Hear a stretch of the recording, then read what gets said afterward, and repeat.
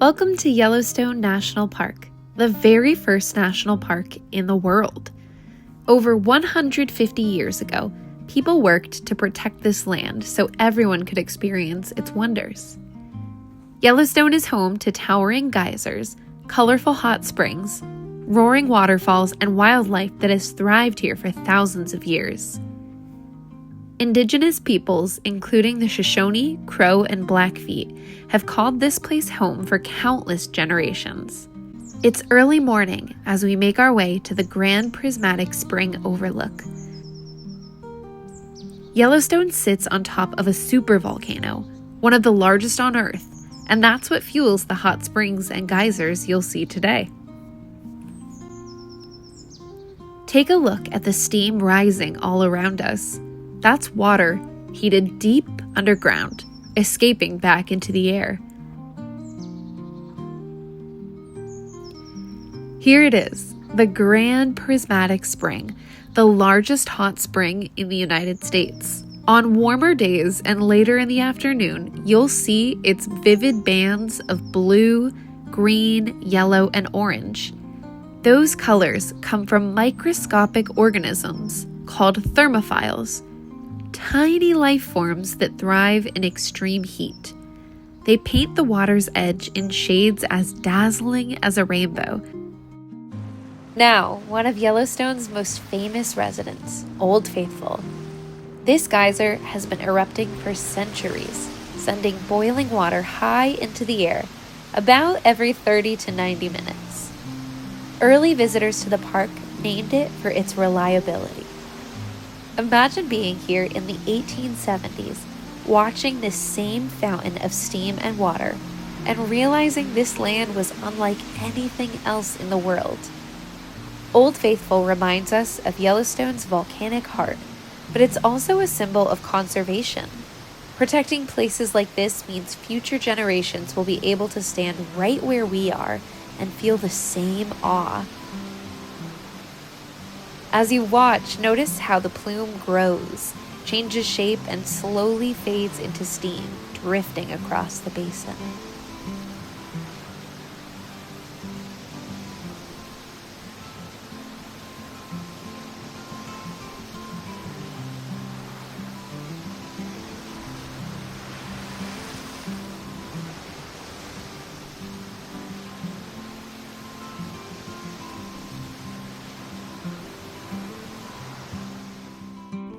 This is Cliff Geyser, found in Black Sand Basin.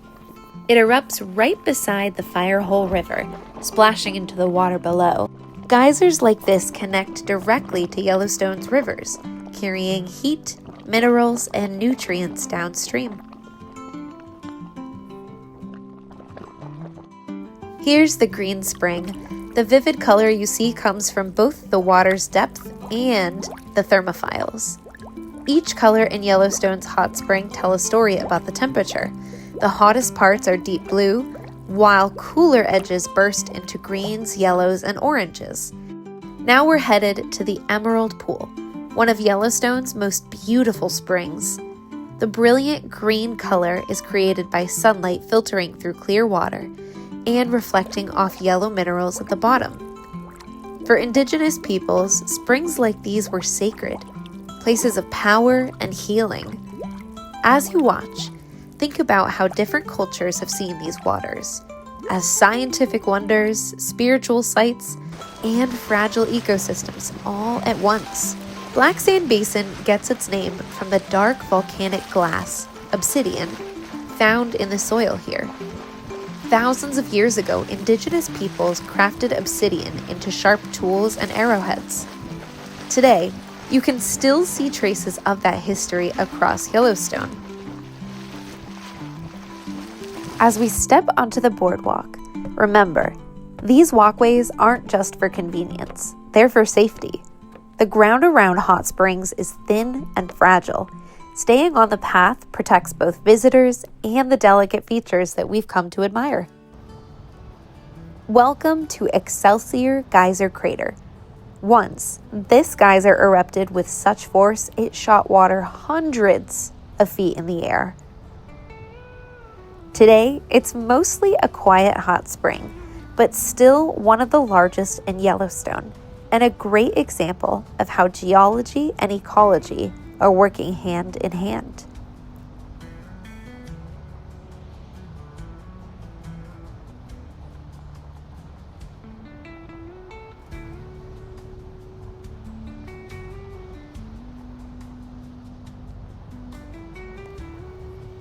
Here we are again at the Grand Prismatic Spring, this time from ground level.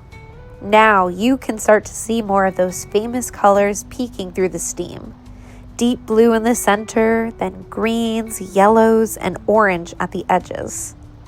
Each ring again is representing a different community of thermophiles. Without them, this would just be a clear pool, but with them, it becomes one of the most iconic natural wonders in the world. As you look around, think about how tiny life forms can create beauty on a grand scale.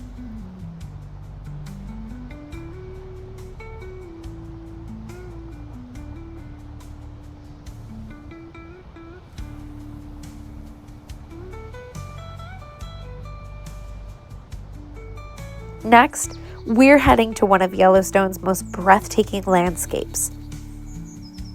These trails wind through lodgepole pines, the most common tree in Yellowstone.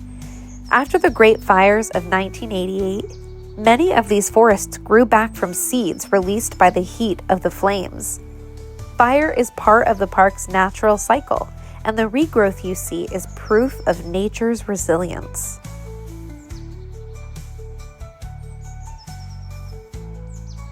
The Yellowstone River has been carving its way through this land for thousands of years, creating towering cliffs painted in yellows and whites. Those colors come from volcanic rock altered by hot water and steam. From here on the North Rim Trail, you get your first glimpse of the Grand Canyon of the Yellowstone. The canyon itself is about 20 miles long and up to 1,200 feet deep. It's one of the park's most breathtaking sights, and it's still being carved today by the Yellowstone River far below. The path winds down through pine trees and rocky switchbacks, leading us closer to the canyon floor. This walk reminds us that Yellowstone isn't just something to look at from above. It's a place to feel with all of your senses. The rumble of the water, the scent of pine, the cool air rising from the canyon. And here it is, the lower falls of the Yellowstone River. Indigenous peoples saw this place as sacred, a reminder of the power of the earth itself. For artists and explorers in the 1800s, scenes like this helped inspire the creation of Yellowstone as the first national park. Standing here, it's easy to see why. As we head home, remember, Yellowstone is more than just geysers and canyons.